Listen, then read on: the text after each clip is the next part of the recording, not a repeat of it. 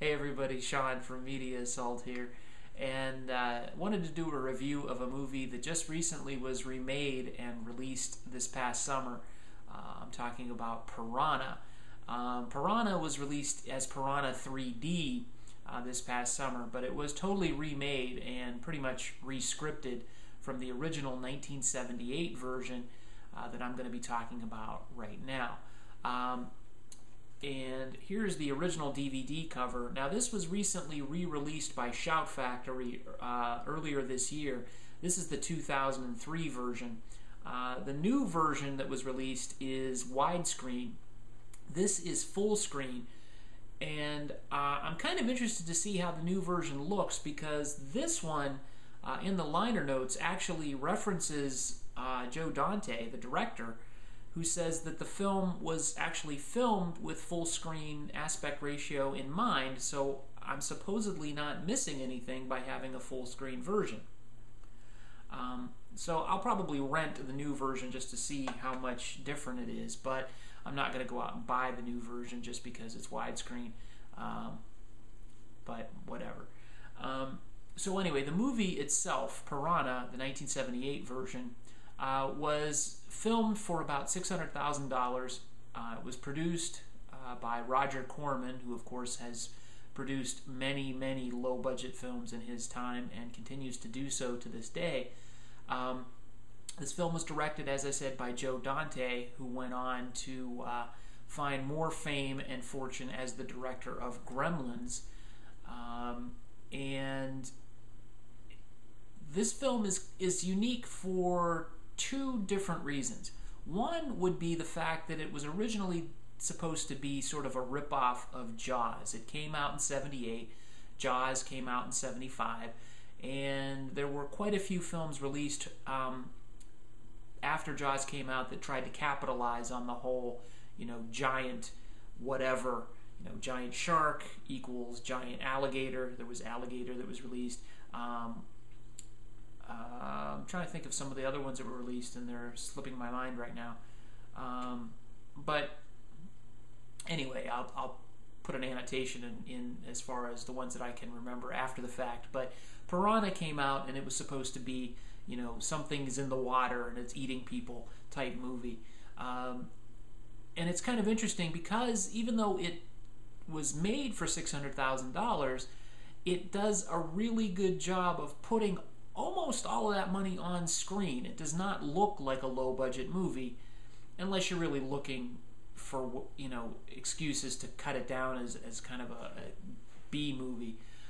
Because the cast and crew, which is the other part of the film that makes this very notable, is outstanding. The screenplay was written by John Sayles, who went on to do other movies later on, and like Silver City and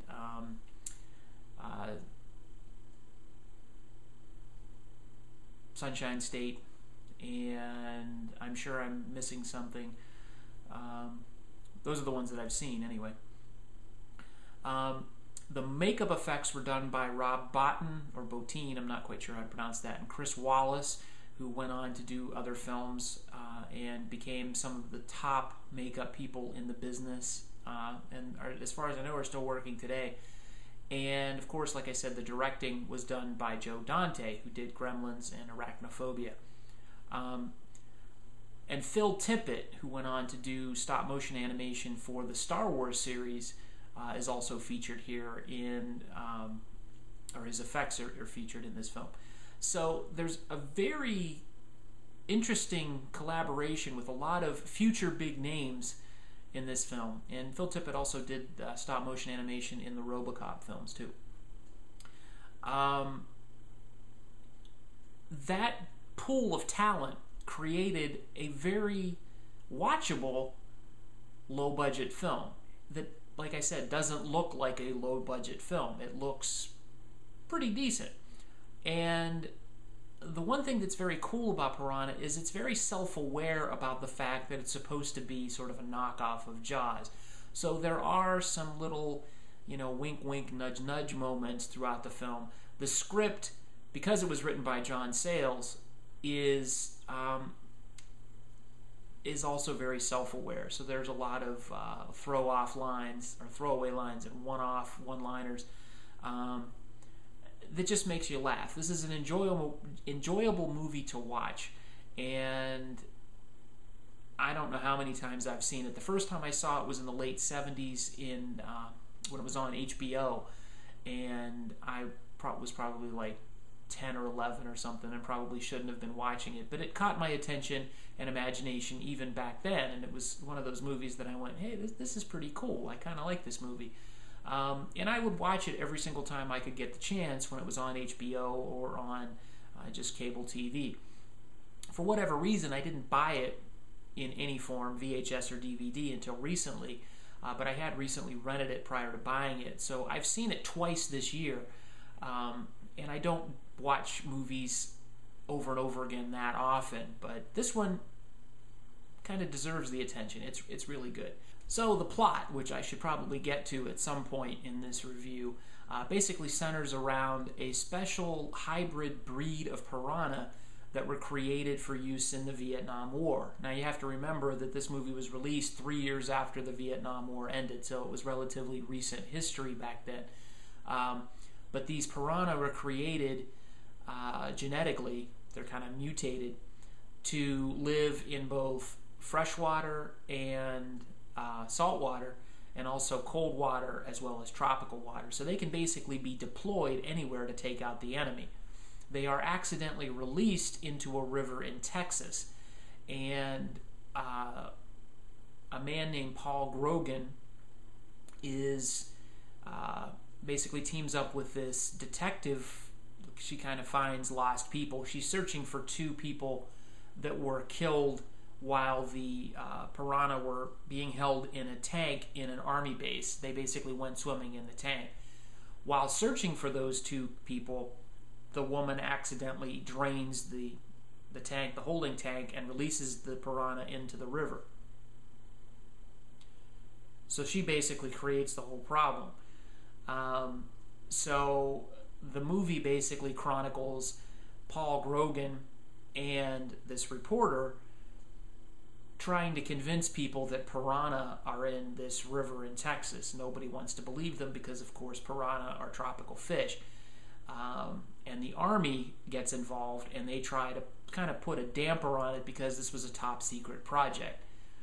And of course, lots of gore and piranha effects ensue.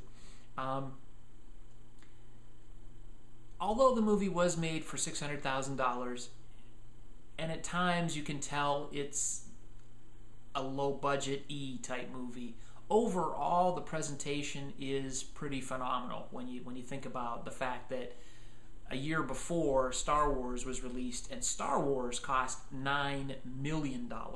This movie was made for under $1 million, just over $500,000. So for almost 1/10 the budget of Star Wars, this film was released, and it looks pretty decent. I mean, obviously you're not going to put Star Wars and Piranha side by side and go, oh look, they look similar, but it's amazing to see how good this movie looks based on how little it was made for. And like I said, it was produced by Roger Corman. Trying to think of some other notable things. Oh, I mentioned the crew, but I didn't mention the cast. You've got Bradford Dillman plays Paul Grogan. Heather Menzies plays the reporter. And because it's a Roger Corman film and it's a horror film, you've got some kind of cool people to be in these movies. Kevin McCarthy from the original Invasion of the Body Snatchers is in this film. Keenan Wynn is in this film. Barbara Steele is in this film. And Dick Miller, who went on to be in Gremlins, also directed by Joe Dante, is in it. And the ever-popular Paul Bartel is in this film. All you need to do is just look up those names on imdb.com, and you can see they're relatively impressive resumes, all of them. Piranha is one of my favorite movies. I'm really glad that it's now out on DVD in another release, another form. I would recommend going out and picking up the new version. If you can find this version, snare it. Like I said, I picked this up for $8, brand new, still sealed. You know, see it any way you can, because it's definitely a classic, and I'd give Piranha a definite 9 out of 10, with an obvious regard to the limitations that it has. It is a B movie, it knows it's a B movie, and it's still fun to watch anyway. So check out Piranha, the 1978 version.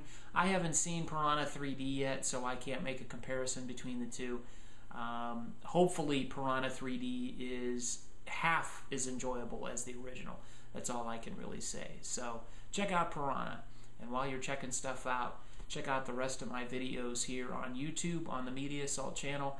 And if you haven't already, please subscribe to the channel. I'd like to hit 100 subscribers. That would be pretty awesome. So there you go. Thanks again for watching. Thanks for checking out the channel. Feel free to rate, comment, and always subscribe. Thanks. Bye.